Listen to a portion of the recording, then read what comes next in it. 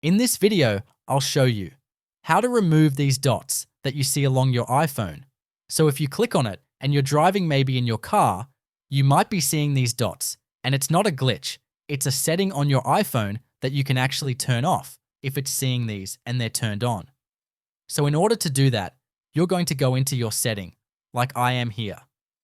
From there on, you're going to go to accessibility. And for accessibility here, you're going to see a vision option here. And right under vision, it's going to say motion. So you're going to click on motion. And then from there on, you'll see a setting that says show vehicle motion cues. So we want to click on that. And this might be selected to either on or automatic. Now, if either of these settings are turned on, you might see them depending on if you're moving or not.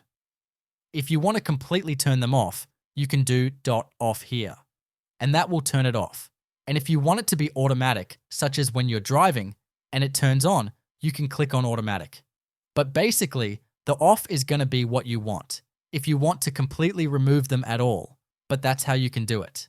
If this tutorial was helpful, please let me know in the comments below this video, and for more helpful tutorials, you can check the links in the description.